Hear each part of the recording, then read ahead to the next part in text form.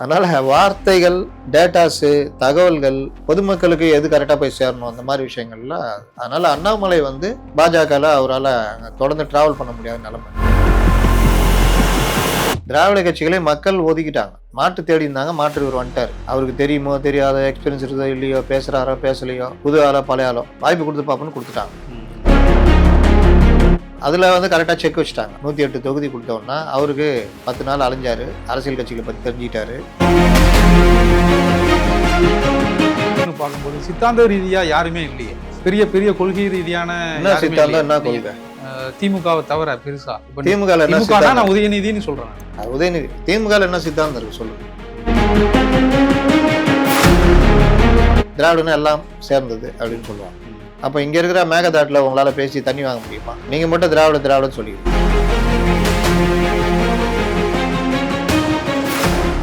அப்போ இந்த மாதிரி விஷயங்கள்ல அண்ணாமலை டிஃபரன்ஸா இருக்காரு. நீங்க லாரன்ஸ் வராரு, ஒரே நாள் தான் பேசினாரு, அவரே குழி தோண்டிட்டார். அதனால வார்த்தைகள், டேட்டாஸு, தகவல்கள் பொதுமக்களுக்கு எது கரெக்டாக போய் சேரணும் அந்த மாதிரி விஷயங்கள்ல. அதனால அண்ணாமலை வந்து பாஜகவில் அவரால் தொடர்ந்து டிராவல் பண்ண முடியாத நிலைமை. ஏன்னா ஒன்று அதிமுக கூட்டணியில் இருக்காங்க, அவருக்கு ஏதோ ஒரு வகையில் அதிமுக அலர்ஜி ஆயிடுச்சு. 2 அவரை வந்து கீழே இறக்கி விட்டாங்க. ஆனாலும் அவருக்கு பவர் இருக்குது, இளைஞர்கள் மத்தியில் பெரிய செல்வாக்கு இருக்குது. அப்போ அதை ஏன் நம்ம அறுவடை பண்ணக்கூடாதுன்னு அவர் வெளியே வர. ஏன் இந்த நேரத்தில் திமுக அதிமுக கிட்டத்தட்ட 2வது 3வது இடத்துக்கு போனாலும் பெரிய அளவில் அவங்க மேலே மக்களுக்கு எதிர்ப்பு இருக்குது. அரசியலை அவர்கள் ஒழுங்காக பண்ணலை இப்போ வரைக்கும். அப்போ ஒழுங்கான அரசியலை பண்ணுறதுக்கு ஒரு கிரவுண்டு காலியாக இருக்குது. இவரும் இளைஞர், விஜயும் இளைஞர். இப்போ இருக்கிற 3 பேரில் இவர் தான் இளையவர்னு நினைக்கிறேன். இவர் 42, அவருக்கு 48 49 உதயநிதிக்கு. விஜய்க்கு ஒரு 50 52 வயசு இருக்கும். இந்த 3 பேருமே இளைஞர்கள். அப்போ இவர்கள் இதில் வந்து இவருக்கு நல்லா இறங்கி அடிக்கிறதுக்கான அரசியல் பண்றதுக்கான வாய்ப்பு இருக்கு. அதை ஏன் விடணும்ட்டு தான் அவர் கட்சி ஆரம்பிச்சிருக்காரு. அது ஒண்ணு. இன்னொன்னு நான் எப்படி பாக்குறேன்னா, ஏன் பாஜகவுடைய பிளான் பியா இருக்கக்கூடாது? பாஜகவுக்கு இங்க நேரடி இனிமேல் எதுவும் கிடையாது. அப்போ பிளான் பி அண்ணாமலையை வச்சு திராவிட கட்சிகள் ஏதோ ஒண்ணு காலி ஆகும். அதுவும் இன்னைக்கு காங்கிரஸ் தாவேகா பவரா இருக்காங்க. அப்ப இந்த திராவிட கட்சிகளால ஒன்றும் பண்ண முடியாது. அப்போ இந்த இடத்துல என்ன பண்ணுவோம்? அண்ணாமலை இறக்கி விட்டா தாவேகாக்கு மாற்றாக ஒரு பெரிய சக்தியாக வளர்ந்தால் நல்ல விஷயம் தானே. அப்படி பாக்குறாங்க. இல்ல அதான் திராவிட கட்சிகளுடைய ஆதிக்கம் ஓரளவு முடிய போகுதுங்கிற ஸ்டேஜுக்கு இந்த கூட்டணி கட்சிகளும் வந்துட்டாங்களோன்னு தோணுது. கூட்டணி கட்சிகளை பொறுத்த வரைக்கும் லாபம் நஷ்டம் தான் அவங்களுக்கு. அவங்களுக்கு உட்காந்து கொள்கை இதெல்லாம் மண்ணாங்கட்டி ஒன்றும் இதெல்லாம் கிடையாது. நம்ம எப்படி பாக்குறோம்னா, திராவிட கட்சிகளை மக்கள் ஒதுக்கிட்டாங்க. மாற்று தேடி இருந்தாங்க, மாற்று இவர் வந்துட்டாரு. அவருக்கு தெரியுமோ தெரியாத, எக்ஸ்பீரியன்ஸ் இருக்குதோ இல்லையோ, பேசுறாரோ பேசலையோ, புது ஆளோ பழைய ஆளோ வாய்ப்பு கொடுத்து பார்ப்போன்னு கொடுத்துட்டாங்க. அதில் வந்து கரெக்டாக செக் வச்சுட்டாங்க. 108 தொகுதி கொடுத்தோன்னா அவருக்கு 10 நாள் அலைஞ்சாரு, அரசியல் கட்சிகளை பற்றி தெரிஞ்சுக்கிட்டாரு. அவருக்கு அரசியல்னா என்னன்னு மக்களே புரிய வச்சுட்டாங்க. திராவிட கட்சிகள் இன்னொரு லாபம் என்ன? திமுக வலுவான கூட்டணியாக இருந்துச்சு இல்லை, அதில் இருக்கிற எல்லாரையும் இங்கே கொண்டு வந்துட்டாங்க. ஜனங்க பண்ணையா இருக்காங்க, வேறு வழி இல்லாமல் எல்லாரும் இங்கே வந்து ஆதரிச்சு இங்கே உள்ள மந்திரி சபையில் வந்து உட்காந்துட்டாங்க. இப்போ திமுக ஒன்றும் இல்லாமல் போயிருக்கு, தனித்து விடப்பட்டிருக்கு. வெறும் 24% ஓட்டு. அதுவும் இப்ப திமுக எந்த நடவடிக்கையும் எடுக்காதனால இப்ப கள ஆய்வு நடவடிக்கைன்னு வந்தா என்ன வெடிச்சு சதுரமோ தெரியாது. பட்டாசு குடவுன்ல இன்னும் நெருப்பு உழல, இங்க உளுந்துச்சு, ஏற்கனவே பிளவுப்பட்டு அப்படி இப்படி இருக்கு. அப்போ முடிவுரையை 2 பேரும் எழுதிட்டு இருக்கிறாங்க. இதுல இளைஞர்கள் நான் சொன்னதுல அண்ணாமலையும் உதயநிதியும் கம்பேர் பண்ணி நீங்க வெளியில கேட்டீங்கன்னா, உதயநிதி ஒரு அவருக்கு பேக் ஹேண்ட் ஒர்க் இருக்கே தவிர அவர் வந்து முன்னெடுத்து செல்லக்கூடிய அளவுக்கு லீடரா அண்ணாமலையோட கம்பேர் பண்ணானா கிடையாது. அதனாலவும் அவங்களுக்கு சிக்கல் இருக்கு. அதனால அதுவும் அவர் காலத்துல இப்ப 24% கூட்டணி கட்சிகள் இல்லாத நிலைமையில அவரு இனி அரசியலை கொண்டு போகணும். அப்ப உள்ளாட்சி தேர்தல் வருது, நல்லா இறங்கி இப்பத்துல இருந்தா பண்ணணும், நடைப்பயணம் அது இதுன்னு பண்ணி வளர்க்கணும். அதெல்லாம் பண்ணுவாரா? இது வரைக்கும் பண்ணதில்லை. அவர் வேறு மாதிரி வளர்ந்தவர். அப்ப அந்த சிக்கல்லாம் இருக்கு. இல்ல இப்போ நீங்க திராவிட கட்சிகளை அடுத்து தாண்டி இப்போ இளைஞர்கள்னு பார்க்கும்போது சித்தாந்த ரீதியா யாருமே இல்லையே. பெரிய பெரிய கொள்கை ரீதியான சித்தாந்தம் என்ன கொள்கை? திமுகவை தவிர பெருசா திமுக நான் உதயநிதினு சொல்றேன். உதயநிதி திமுக என்ன சித்தாந்தம் இருக்கு சொல்லுங்க. இல்ல அவங்க ஏதோ ஒரு நாங்க திராவிட கொள்கை ஏதோ பெரியார் வழின்னு ஏதாவது ஒண்ணு சொல்றாங்க. பெரியார் வழி, கோயிலுக்கு போறது, ஜோசியம் நேரம் நல்ல நேரம் பார்த்து பதவி ஏத்துக்கிறது, ஊர் ஊரா சனாதன எதிர்ப்பு சொல்றாங்க. சனாதன எதிர்ப்பு பெரியார் வழி. சமூக நீதி சொல்றாங்க. சமூக நீதி என்ன இருக்குது? ராசா வந்து பெரம்பலூர்ல நின்னவரை கொண்டு போய், அது பொது தொகுதி ஆனவுடனே அவரை கொண்டு போய் தனி தொகுதியில் நிக்க வைக்கிறீங்க. கூட்டணி கட்சிகள்லயே உங்களுக்கு ஒரு நீதி நேர்மை நியாயம் இல்லை.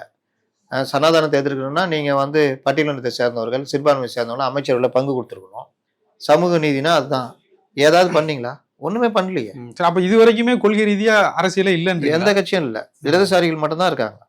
காங்கிரஸ் இருக்கு. காங்கிரஸ் என்ன பாஜக எதிர்ப்புல உறுதியா இருக்காங்க. ஆனா கீழே கரைஞ்சினே போகுது. இடதுசாரிகள் மார்க்சிய கொள்கையில இருக்காங்க. இவருக்கு திராவிடம் அதுன்னு உருட்டுறாங்க. திராவிடத்துல என்ன இருக்குதுன்னு பார்த்தா ஒண்ணுமே கிடையாது. திராவிட மாடல் என்ன மாடல்? Correction, collection, commission. அவங்க சொல்லிட்டு இவரும் அதே வேலையை தான் பண்ணார். அதனாலதான் ஓரங்கட்டி உட்கார வச்சிருக்காங்க. திராவிடம்னா என்னன்னு கேளுங்க. திராவிடம்னா எல்லாம் சேர்ந்தது அப்படின்னு சொல்லுவாங்க. அப்ப இங்க இருக்கிற மேகதாட்டுல உங்களால பேசி தண்ணி வாங்க முடியுமா? உங்க நீங்க மட்டும் திராவிடம் சொல்லிக்கிறீங்க. உங்க கட்சிக்குள்ளேயே தமிழன் அதெல்லாம் சொல்றீங்க. எவ்வளவு பேர் தமிழ் மொழி பேசுறவங்க ஆதிக்கத்துல இருந்தாங்க, பிற மொழி பேசுறவங்க ஆதிக்கத்துல இருந்தாங்கன்னு எடுத்துக்கிட்டாலே இவங்க மேல பெரிய குற்றச்சாட்டு அதானே. ரெண்டாவது, இவர்கள் யாருக்குமே சித்தாந்தன்றது கைவிட்டதுனாலதான். கலைஞர் காலத்துல கொஞ்சம் இருந்தது சித்தாந்தம், கொள்கை அதெல்லாம். இவர்கள் காலத்துல முற்றிலும் கைவிட்டு கார்பரேட் மயமாக்குனதுனால தானே எல்லாமே வியாபாரமா மாறி போச்சு. தொண்டர்கள் மத்தியில ஒரு விசுவாசம் இல்லையே தலைவர்கள் மேல. எதுக்கு விசுவாசம்னு கேட்கறான். கூட்டம் போடு, எனக்கு எவ்வளவு தர நான் வரத்துக்கு கூட்டத்துக்கு வரதுக்குன்னு கேட்கறான். இவ்வளவு தரம்பான்னா தான் வர்றான். தரலன்னா நீ வரணும்பா, நீ நம்ம கொள்கை, உன் கொள்கையெல்லாம் தூக்கி எங்கேயா வச்சுக்கோ, நீ சம்பாதிக்கிற, நான் சம்பாதிக்கல, எனக்கு என்ன பண்ண போறேன், இந்த மைண்ட் செட் தான் இப்ப எல்லா இதுலயும் வந்துருச்சு. இப்ப அதுல இல்லாம இருக்கிறது தாவேகால இருக்கு. இந்த மாதிரி கூட்டத்தெல்லாம் உள்ள விட்டா அங்கேயும் அது வந்துடும். அதனால ஓட்டுக்கு துட்டு கொடுக்கறதுன்றது ஒரு பெரிய பைத்தியக்காரத்தனம்ன்றது இந்த தேர்தலில் நிரூபணமாச்சு. ஏன்னா துட்டு கொடுத்தோம்னா தோத்துட்டான்.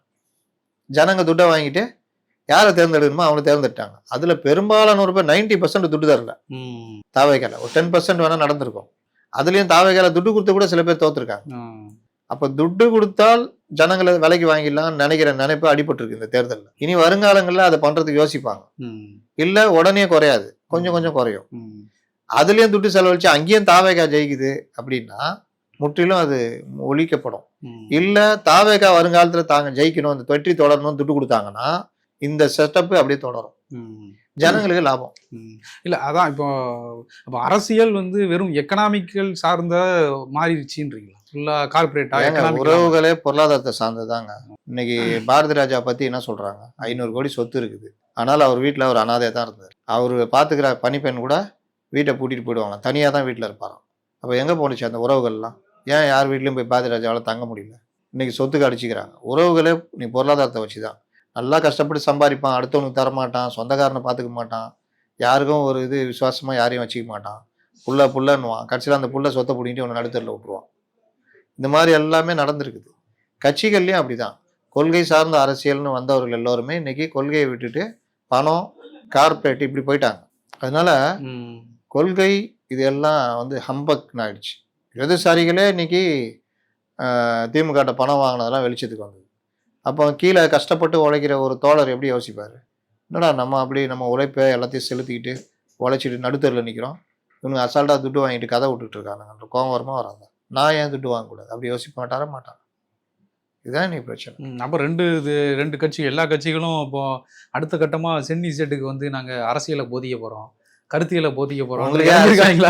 உங்களுக்கே அரசியல் தெரியாது, இதுல ஜென்சிக்கு வேற அரசியல் போதிக்க போறதா? ஜென்சின்றது ஒரு கான்செப்ட் தான். யார ஒவ்வொரு காலகட்டத்தில் ஒவ்வொருத்தர் கையில் எடுக்கிறாங்க. இதுல கையில் எடுக்காம ஃபெயிலியர் ஆனது ரஜினி மட்டும்தான். அவருக்கும் ஜென்சி ஃபாலோவர்ஸ் இருந்தாங்க. அவரு ரஜினி இது கலைஞர்கிட்ட தூக்கி கொடுத்துட்டு போனார். மற்றபடி கையில் எடுத்தவங்க ஒவ்வொரு காலகட்டத்தில் ஜெயிச்சிருக்காங்க. அண்ணா, எம்ஜிஆர், கலைஞர், ஜெயலலிதா, இளைஞர் இளம்பெண்கள் பாசறை, அது மாதிரி. அப்புறம் நடுவில் கமல், சீமான் எல்லாத்தையும் தான் ஜென்சி இருந்தாங்க. ஆனால் அவர்கள் ஜென்சியை மட்டும் வச்சு ஜெயிக்க முடியல. பொதுமக்கள் ஆதரவு, பெண்கள் ஆதரவு, எல்லா ஆதரவும் கிடைக்கணும். இந்த மாதிரி எல்லா ஆதரவும் கிடைச்சது விஜய்க்கு. அதனால அவர் ஜெயிச்சிருக்காரு. அண்ணாமலை ஆதரவாளர் கூட விஜய்க்கு ஓட்டு போட்டிருக்காங்க. பாஜக நீ எங்க அண்ணனையே ஓரம் கட்டியா, அதிமுக கூட்டினா நாங்க போட மாட்டோம்னு போட்டிருக்காங்க. காங்கிரஸ்ல ஒரு பிரிவு ஓட்டு போட்டுருக்கு. இப்படி எல்லா ஓட்டும் வாங்கி தான் அவர் வந்திருக்காரு. பல தொகுதிகளில் 200 வாக்கு 300 வாக்குல ஜெயிச்சிருக்காங்க. ஒரு ஓட்டுலாம் ஜெயிச்சிருக்காங்க. அதனால இது மிகப்பெரிய வெற்றி அப்படின்னா தாவேகா சொந்தம் கொண்டாட முடியாது. இதை பயன்படுத்தி ஆட்சியை நல்லா பண்ணி மிகப்பெரிய வெற்றியாக மாற்றுகிற வேலையை அவர் பண்ணணும். கூட்டணி பலமும் இருக்குது, வருங்காலத்தில் அது உதவும். இதெல்லாம் பண்ணாருன்னா அவருக்கு லாபம். அவரு முதல்ல அதை உணர்ந்துக்கணும். நமக்கு முழு ஆதரவு கிடைக்கல இது வரைக்கும், 35%. ஆனாலும் அதை நம்ம பெரிய அளவில் மாற்றுறதுக்கு வேலை செய்யணும் அப்படின்றத புரிஞ்சுக்கணும். அதான் சார். இப்போ லாரன்ஸு, பாலாஜி இப்படிலாம் தொடர்ந்து இவங்க சினிமாவில் இருக்கிறவங்களெல்லாம் இப்போ திருச்சி தொகுதியில் நிற்கவா வேண்டாமான்லாம் கேட்டுட்டு இருக்கிறதுனால தாவேக்கா ஒரு வேளை சினிமா மயமாக மாறதுக்கான வாய்ப்பு இருக்குதா? அது என்ன சினிமா மயம், மனித இல்லை, மயம்? நீங்கள் சினிமால இருந்து எல்லாத்தையும் எடுத்து அந்த இப்போ ஏற்கனவே அது சினிமா கவர்ச்சின்னு சொல்லிட்டு இருக்கிறாங்க. எல்லாமே மனிதர்கள் தாங்க. நீங்க என்னதான் சினிமால இருந்து வந்தாலும் நீங்க என்ன வேலை செய்யலாம் அதை வச்சுதான் உங்களுக்கு மரியாதை. நீங்க இப்போ இவர் இருக்காரு, அந்த இவருடைய ஃப்ரெண்டு தூத்துக்குடி எம்எல்ஏ நம்ம ஸ்ரீநாத், நம்ம மீன்வளத்துறை அமைச்சர். அவர் ஹோம்ஒர்க் பண்ண முடியல அவரால். அதனால என்ன ஆகுது, நிருபர்களை சந்திக்கிறதுல அவருக்கு பிரச்சனை வரும். அப்போ நீங்க சினிமால இருந்து வரதெல்லாம் மேட்டர் இல்லை, நீங்க ஹோம்ஒர்க் பண்ணிட்டீங்கன்னா ஜெயிச்சிடலாம். இன்னைக்கு அந்த ஒரு சின்ன தம்பிகள் வினோத், விக்னேஷ், ரமேஷ், இவங்கெல்லாம் பத்திரிகையாளர் சந்திக்க இவர் தம்பி கல்வித்துறை அமைச்சர் ராஜ்மோகன், இவர்கள் எல்லோருமே வந்து ஏன் ப்ரெஸ் அப் மீட் பண்ண முடியுது? அவங்க ஹோம்ஒர்க் பண்ணுறாங்க, விஷயங்களை பார்க்குறாங்க, டெய்லி படிக்கிறாங்க, பல விஷயங்கள் தெரிஞ்சுக்கிறாங்க. அப்போ அவர்களால் எளிதாக ப்ரெஸ்ஸை மீட் பண்ண முடியுது. ஏற்கனவே ட்ரைனிங் எடுத்துகிட்டு வந்த ஆட்கள் சிட்டி நிர்மல்குமார், செங்கோட்டையன், ஆதவ அர்ஜுனா போன்றவர்கள். ஆதவ அர்ஜுனா கிட்ட நான் பார்க்குறது என்னென்னா, அவர் இந்த உணர்ச்சி வசப்படுதலையும் கொஞ்சம் ஓவராக நம்மக்கிட்ட பவர் இருக்குது அப்படின்றதுக்காக ஓவராக பேசினாலும் ஜனங்க வந்து ஒரு மாதிரி என்ன ரொம்ப ஓவராக இருக்குதுன்ற மாதிரி பார்க்க ஆரம்பிச்சிருவாங்க. அது என்னைக்கு இருந்தாலும் டேஞ்சர். இந்த ஆட்டிடியூடு எங்கே இருந்ததுன்னா, கொஞ்சம் ஓவர்லேயே கொஞ்சம் ஓவராக இருந்தது சேகர் பாபு கிட்ட. புரியுதா? அது நீங்கள் திமுகவில் முத்துசாமி மேலே யாருக்கா கோவம் வருமா? திமுகவில் அமைச்சர் முத்துசாமி மேலே யாரா கோவம் வருமா? அதிமுகவில் ஜெயக்குமார் மேலே யாருக்கா கோவம் வருமா? நீங்கள் எப்படி ஜனங்களை பத்திரிகையாளர்களை அனுசரித்து போகிறீங்களா, பேசுகிறீங்களா, அதை பொறுத்து தான் உங்களுக்கு. நீங்கள் செயல்படலைன்னா கூட பரவாயில்ல, நீங்கள் லஞ்சமே வாங்கினா கூட பரவாயில்ல, ஆனால் நீங்கள் எப்படி உங்கள் இது போகிறீங்க. ஆனால் இந்த ஆட்டிடியூடு காட்டினீங்கன்னா உங்களை ட்ரால் பண்ண ஆரம்பிச்சிருவாங்க, உங்களை வெறுக்க ஆரம்பிச்சிருவாங்க, ஜனங்க வெறுக்க ஆரம்பிச்சிடும், கட்சிக்காரங்களும் வெறுக்க ஆரம்பிச்சிருவாங்க. நீ என்ன தான் சிறப்பு. சேகர் பாபுலாம் ஆகச்சிறந்த ஒர்க்கரு. அவர் பேர் ஒரு காலத்தில் ஆர்ப்பாட்ட நாயகன். ஏடிஎம்ல இருக்கும்போது வாரம் ஒரு ஆர்ப்பாட்டம் வச்சுருவார். ஆகச்சிறந்த அந்த கட்சிக்குள்ளே ஒர்க் பண்ணுறதுல நல்ல நாலேஜ் அவருக்கு. பணமும் நான் செலவு பண்ணுவார். ஆனால் திமுகவில் வந்தோடனே கூடுதல் ஆட்டிடியூட் அங்கேயே காட்டுவார். அது தெரியாது வெளியில் ரொம்ப, ஏன்னா கொஞ்சம் அம்மாவுக்கு பயந்துக்கிட்டு அடக்கி வாசிப்பார். இங்கே வந்து எல்லாமே இவர் தானே அவுத்து விட்டோன்னா ரொம்ப, அதுவும் சென்னையில், தலைநகர் சென்னையிலே ஆட்டிடியூடு காமிச்சோன்னே, அது குறிப்பாக அந்த மாநகராட்சி தொழிலாளர்கள் போராட்டத்தில் இவர் நடந்துக்கிட்ட விதம், பல இடங்களில் கோயிலில் போய் பக்தர்களை முறைக்கிறது, இது எல்லாமே என்ன ஆயிடுச்சுன்னா, நீங்கள் ஒரு பக்தரை தான் முறைச்சிங்க, லட்சக்கணக்கான பக்தர்கள் இவர் இப்படிதான் அப்படின்னு முடிவு பண்ணுவோம்.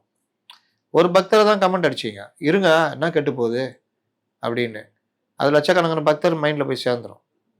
ஒரு பத்திரிகையாக இருந்துட்டு யூடியூப்லாம் பேச முடியாது, நான் இது அப்படிதான் அப்படி இப்படின்னு நீ சொன்னது எல்லாரையுமே அது பாதிக்கும். இந்த ஆட்டிடியூட் ரொம்ப முக்கியம். பொதுவெளியில் இயங்குறதுன்றது அமைதியாக. ஏன் ஒருத்தர் கேட்டார், என்ன மிரட்டுறீங்களான்னு கேட்டார் செங்கோட்டையனை.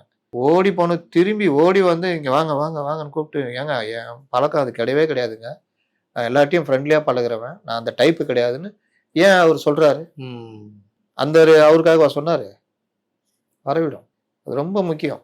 இன்னைக்கு ராகவா லாரன்ஸ் அவருடைய செயல்கள் சேவைகளால் பெரிதும் பாராட்டப்பட்டவர்.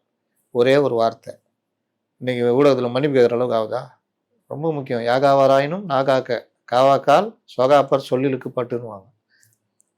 கொண்டு போய் முடிச்சு விட்டுரும். ஓகே சார், உங்களோட கருத்துக்களை மிக தெளிவாக முடிச்சதுக்கு ஒரு நன்றி.